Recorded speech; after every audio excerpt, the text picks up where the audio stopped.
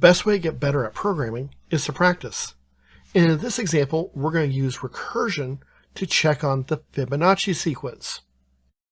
There's some information here about the Fibonacci sequence and what it looks like. You can, of course, download this file using a link provided below in the description. I'll let you pause this video, and then you can work on your own. If you get stuck, you can helpfully get unstuck by looking at our examples.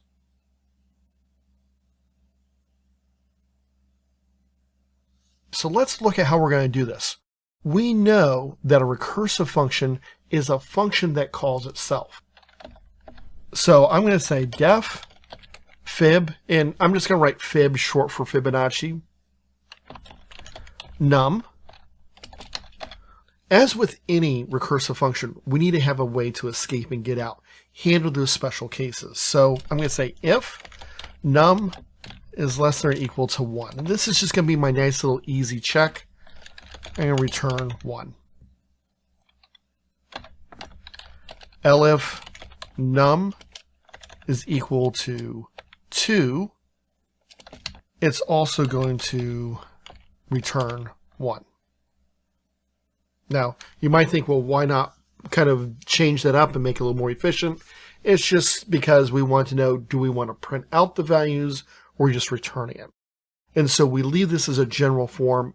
In our case, we're going to return it, which is going to give us our next section.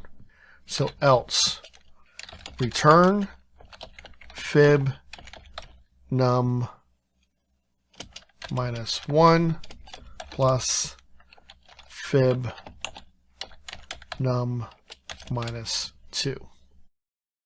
So here we're going to add our values together from the previous two versions. I'm going to def main. I'm going to print my Fibonacci sequence using the fib function I just created, and I'm going to give it a value of 10. Then I'm going to properly call my main function, and I'm going to run this. It gives me a value of 55. I could come in here and test a few things. Okay, my third option is 2. If I look up on my sequence up there, I see it's 2. If I go to my fifth one, I see it's 5. And what you'll find is it starts to quickly grow. So I go 5 to 8 to 13, you can see. So this is working as we expect. All it is we're calling the function. In this case, we're calling it twice. And it seems pretty quick. And if I even do 17, you notice I get a bigger value, but it still comes back pretty quick. If I do 27, again, you might have noticed it was just a little bit slower. Let me do 32. And all of a sudden you notice, wait a second, it's starting to slow way down here. Why is it? Well, let's take a look at that real quick. Because the function, in order to get the previous value, has to call itself over and over and over again, this function becomes very inefficient. So what we need to do is check two things. Number one, how long is it taking to process? And then number two, is there something we need to do or can do to make this faster? So what I'm going to do is up at my very top, I'm going to import a library called time. I'm going to create a for loop because I want to see how long it takes as it gets further along. So I'm going to say for I in range, and I'm going to start with 20 and go to 31. As we know, 32 is a little slow. 1 minus 31, because remember, range doesn't go up to that last number. It's 1 minus. We'll just see if we can figure it out in there. Now, I'm going to have a starting timer, and I'm just going to call this tick.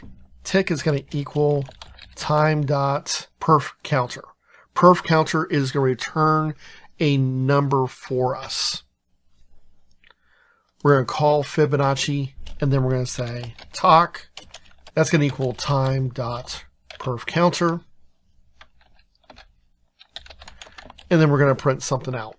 We're going to say print fib took, and then do talk minus tick. So our ending time versus our starting time. We're going to print out 0.4 decimal places, and this is going to give us a value in seconds. So one more change we need to make is instead of saying fib 32, we're going to say fib I.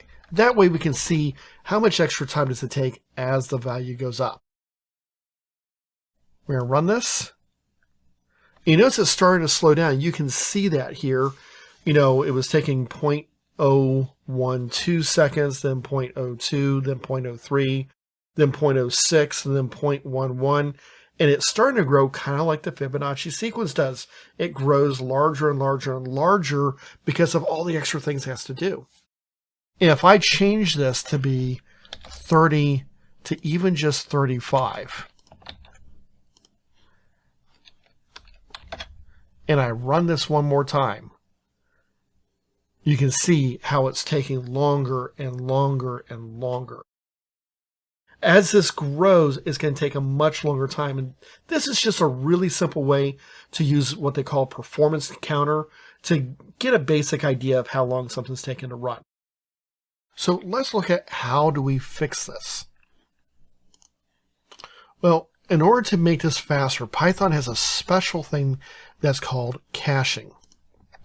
So I'm going to say from functools, which is function tools, import LRU cache. So instead of importing all my function tools, I'm just importing this one special tool. Now, functools are tools to be used with functions. Caching is one of them. There's a lot of different types of caching out there. This is a form of last use caching. So what was the last value I had? And it's going to remember it. So it says, ooh, I remember what this last was. So I'm going to say at LRU cache. And then I can give a max size. How big do I want my cache to be? Because the more values I store in cache, the more memory space I'm going to use. However, it's going to make it faster. So I need to figure out, like, how much memory do I want to use versus how much speed do I have? Is there a sweet spot? And there always is. It depends upon your application. Since the Fibonacci sequence is constantly building off of previous values that it just saw, this number doesn't have to be very big. Let's show you what an LRU cache of 5 will do. I'm going to leave up the previous examples and run this again. So notice now instead of taking 0.65, then 1.1 seconds, and 1.7 seconds, and going up and up, now it took 0.005, then 0.002, 0.001. All those previous values have been stored. So it was a huge, huge speed improvement.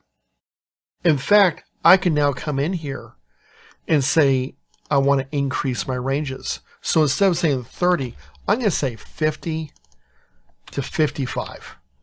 So this is a lot larger. We saw how slow this was without LRU cache when we just used like 30 and 31 and 32. So now we're much larger and we should expect much higher numbers. So as I run this, notice that the time is still very, very fast. We only have one extra thing to calculate. All the previous values are stored and used, so it works very efficiently for us. So understanding caching is an important thing, especially with recursive functions. Sometimes it is a huge improvement in performance like we see here. Is this the right type of cache for your application? Well, like I said, there's different types of caching and each one depends upon what your situation is. But it's a nice little tool to improve your performance. If you're looking to improve your Python programming and sometimes see little tricks like this, there are lots of other practice problems that you can find on this channel.